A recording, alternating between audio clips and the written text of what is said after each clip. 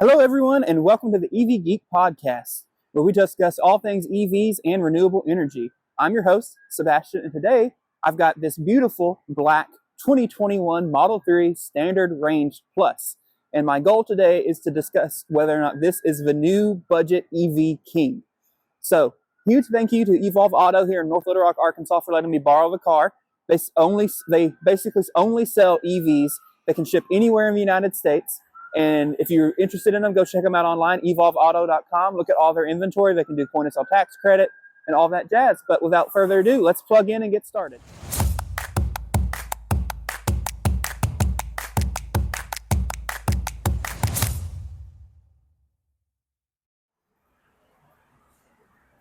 Earlier this year, as a personal project, I did a video where I talked about whether a used Chevy Bolt was the true EV value king. But now, 6 to 8 months later, the market has shifted dramatically. When I filmed the video of the Bolt 6 to 8 months ago, you could get a low mileage one for around $15,000 after tax credit. Now, you can find used Model 3s for right around that price. This one is actually a little higher than that. It's a 2021 Model 3 Standard Range Plus, but it is still only $18,000 after the tax credit. And we've been able to find Model 3 long ranges, 2018, 2019, for right at 15 or 16 grand. So let's walk through the speeds and feeds on what do you get on a 2021 Model 3 for $18,000. So you guys join me back inside the car now because it got super loud outside and then it started raining really hard. It hasn't rained in like 2 to 3 weeks, and the day we get out and start trying to film a bunch of stuff, it starts raining and being windy and loud. And anyway, so for starters, this is a 2021 Model 3 Standard Range Plus. So this is the Standard Range Plus has, I believe, around a 60 kilowatt hour battery and was rated for, I think, 260 miles when new. This specific car, like I said, is 18 grand after tax credit and has 63,588 miles, which really ain't a lot for an EV. And that's, a really good price for a 2021 Model 3, especially. Just for a frame of reference. So this car can, I believe, charge somewhere around 180 kilowatt peak. And Tesla claims 10 to 80% of right around 30 minutes. I drive every day a Chevy Bolt, which does 10 to 80% in like an hour. So big difference there. And so when I looked at it previously, the Bolt is an excellent commuter car, and that was kind of my point. But now we're getting to the point where you can get you can have your cake and eat it too. You can get a really good commuter car that you can also take on road trips pretty comfortably. So this one, like I said, has 63,000 miles, which is not much. And while there will be some battery degradation at that mileage, there's hopefully won't be too terribly crazy. Basically, when you look at full charge on a Tesla, just how many miles, let's say, you have to empty, you can kind of use that to decide how well the battery is held up. This one also, because it's a 2021, has hardware 3, which means it can do full self-driving and all that good stuff. And this one actually has the trial currently, which is a lot of fun. I've driven it around a little bit to get to where I'm filming, and works really well, especially considering, like I said, it's been kind of wet, kind of gross this morning. So let's talk a little bit about what's on the inside. So this being a Model 3, everyone kind of knows this already. You get a very, very basic interior layout. So you notice you have no gauge cluster screen. Everything is here. And so this infotainment is excellent. We'll talk about it here in a second. Down here, you have wireless charging pad. You have a really nice, large storage cubby. You get your 2 cup holders. This is where you stick your key card if you don't have a phone key set up. And then you also still get a really good size center console. Oh, it even has a light in there. Isn't that cool? Going over to the doors, you get your kind of button exit. And then window switches, there is the emergency pull also right here. Tesla recommends not using that unless it's actually an emergency, because when you use it, the window doesn't automatically go down, kind of that whole mess. Looking at the back seat, pretty simple, pretty basic stuff back here. You do get, leather seats. This one has some aftermarket all weathers, and you get USB-C ports, which is pretty nice. But otherwise, this is the star of the show, for real. So, this being Model 3 Standard Plus, like I said, it's got 63,588 miles, which is awesome. You see it says full self-driving computer, full self-driving capability, premium connectivity, all that. And it's important to note, once you start getting into the newer Model 3s, this one is enabled for CCS and third-party NACS charging. Early Model 3s do not have that unless they've been retrofitted with it. The Standard Range Plus also gets you the premium sound system versus the just standard sound system. going through this, you can kind of look and see some of the stuff that Tesla just does excellent. For example, route planning. So if I want to go to Austin, Texas, and I'm at 42% state of charge currently, it's going to have me charge in Little Rock for 25 minutes. Let's see, it's preconditioning even. And then it's going to have me stop in Hope, New Boston. There we go. Notice my percentages. Oh, and now it's just starting. I didn't want you to actually just start. I just wanted you to show me. Hold on. Okay, we'll do it this way. So, Little Rock Supercharger, 34%, 15 minutes. Hope says we get there at 16%, 10 minutes. New Boston, 13%, 40. Bucky's, 18%, 25. Abbott, 17%, 35. And get to Austin at 16%. Super fast, super easy, super good. And with full self-driving, you can hit it and it'll actually navigate and pretty much drive for you. You have to keep your hands on the wheels and be prepared to take over because it might do some silly stuff. But that's still pretty neat. Otherwise, this is very, if you've seen it, one Tesla, you've seen them all. All your kind of controls are here on the screen. You've got your kind of basic acceleration, chill, standard, steering feel. Do you want to hold, creep, roll? Here's your charging screen. So you can see right now we're at 42%. You can open charge, all that jazz. Here's all these autopilot settings, which right now I have it set to full self-driving. I have it on average mode. You can have it try more chill, try more assertive. Set speed limit warnings, what the maximum speed is. Forward collision warning. Door locks is where you set up your phone keys, as well as stuff like child lock, window lock.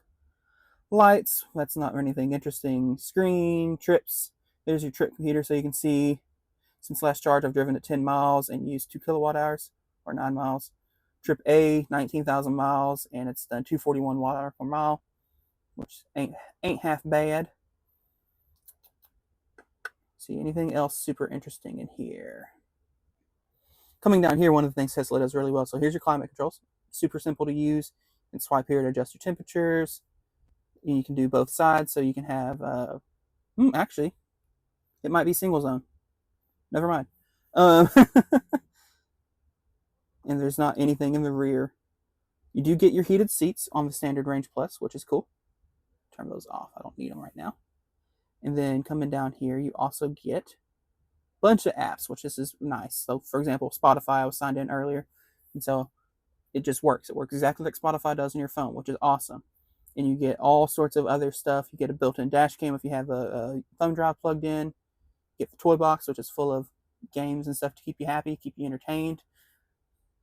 You get all the streaming services, Apple Podcasts, Audible, which is all super nice. The thing is, the system just works, and it's quick, and it's easy, and I have no qualms with it. Like, this is what all cars should be. You open your trunk in your front through here, which I won't do right now because it's just all of a sudden got busy outside for some reason. So let's just go for a drive real quick, and then we will try to get a tour of the exterior once we get to our destination. I'm just going to knock it into reverse real quick. And so while we drive, we can kind of talk about what makes this car appealing, especially in the current EV market. So, by the way, it is a full house here. We've got a Rivian, we've got a Bolt, we've got a EQS SUV. Wow. Look at all these people go. We love Franklin's Charging here in Little Rock. Small business, owned locally by a guy and his family. Super awesome people. Anyway, continuing on our drive. So first things first, this is a Tesla Model 3. It's got some punch. It drives nice. I will say, so we have driven a Model 3 Highland, which we have a video on that. It's already out. Go watch that if you're interested. Compared to the refreshed Model 3, there is a lot more, not a lot more. That makes it sound a lot worse than it actually is. There's just more road noise. And some of that's also too, this is a 63,000 mile car. That said, the auto wipers are working well, which is not a given in Teslas sometimes. And so really kind of the point of this is this a budget, like a great budget EV, especially like first EV type situation? And honestly, I think yes. So this one's 18 grand. He's got another one on his lot right now that's 16 grand, and I was going to drive it, but he had someone coming to look at it. I didn't want to, keep him from selling the car. But even at 18 grand, this one being a little bit newer, so it's got less miles on it. And really, it's it's a good bang for your buck vehicle. You still get good range. It's 260 something EPA rated, which in real world is probably a little less. But even then, you get, you still have access to the supercharger network, which is excellent. And this one being CCS enabled, you could still take it and charge it at CCS and then CCS NACS enabled. You can still charge it at other places too, as long as you have the needed adapters. So, you get all the flexibility that you need. And hopefully, 10 to 80% in 30 minutes should be pretty easy to achieve and really ain't that bad, especially consider, like I said, my previous Budget King EV, the Chevy Bolt that I own, 10 to 80% is like an hour. Also, seats are comfortable. Driving position's really good, especially considering it's a sedan. Like, I'm having a hard time finding anything I don't love about this car. Okay, maybe I have like one thing that I don't love about this car. So the interior, and this is one of those personal preferences things, it's a little too minimal for me. I really miss having a gauge cluster screen. But if you're someone that doesn't bother you, then you'll love this car, I imagine. Also, Model 3s, as far as I know, and I was talking to the guy who's selling it because he's sold, hundreds of these. I was like, what issues do these usually have? And he said, really the only issues you get on Model 3 are issues that you can have on any car. And he said they're usually nothing major, and he doesn't hardly ever see them, which is awesome. Like, there's some issues kind of with lower control arm type deals, typical suspension stuff, which is as expected on any vehicle as it gets up to higher mileage. But otherwise, it's not really any big issues with batteries. There's not really any big issues charging. The major components are all rock solid. And in this one, like I said, it's got 63,000 miles on it. And as I'm driving it around, I don't hear any squeaks or rattles. The suspension is pretty smooth. It's a little rough riding, but it's a Tesla. That's kind of how they all are. Except for the Model 3, the refresh Model 3, it drove remarkably well. But this is still smoother than Joel's Model Y, which, sorry, Joel, I know I bring that up all the time, but it is astonishing to me how rough your car rides. Anyway, but yeah, I'm having a hard time finding anything about this car that I do not like, which is a good thing, because so many people drive Model 3s, and it makes sense once you actually drive one. It's like, this is a hard car to beat. So I'm going to go ahead and stop recording, and hopefully once we get back to Evolve, we can do kind of a quick tour of the outside and then do our outro, and we'll see y'all on the next episode.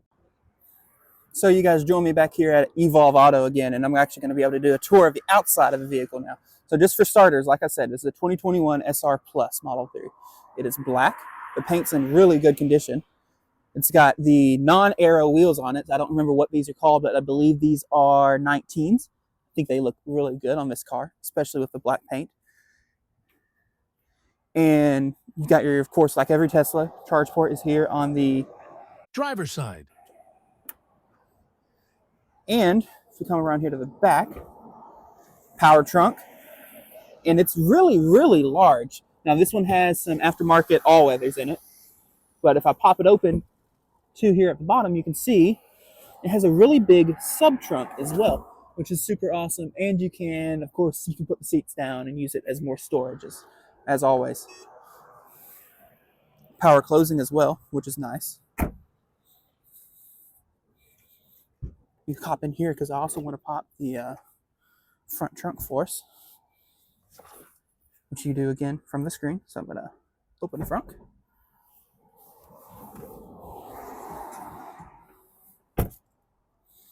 Because this is one thing Tesla does really well, is you also get a really decent sized front trunk. It's also where you put your tow hook. It has a light. It's where you do your wiper fluid as well. And to close it, let's see if I can do this one-handed. Nice. But yeah, so that's just a quick tour on the outside of this thing. There's not really a whole lot to go into it, but let me real quick too, because it'll be a little easier to kind of show off again. Here's your back seats. I had this seat way back because I had a tripod in it. But there you go. Oh, okay. There's your USB-C and air vents back there, and I believe you should get cup holders in your center armrest, of course. So yeah, really that just wraps up. I think honestly this is, if you can find one in that price range and you're okay with Tesla, I don't see why you wouldn't buy this thing. It is such a good deal at that 15, 16. This one's 18,000, but even then, this one's still a good deal. You also get, here's one of your autopilot cameras. So yeah, if you want this one, go check it out at Evolve Auto. Hopefully he's still got it by the time this video goes up. But if not, he's got so many Teslas out here on the lot. Again, huge thank you to them for letting me borrow it for the morning. They can ship anywhere in the 48 United States. Check them out, evolveauto.com. So guys, thank you all for joining us on this episode of the EV Geek Podcast. Be sure to like this video and comment below if you have any thoughts and suggestions. And otherwise, we'll see you in the next one. So long.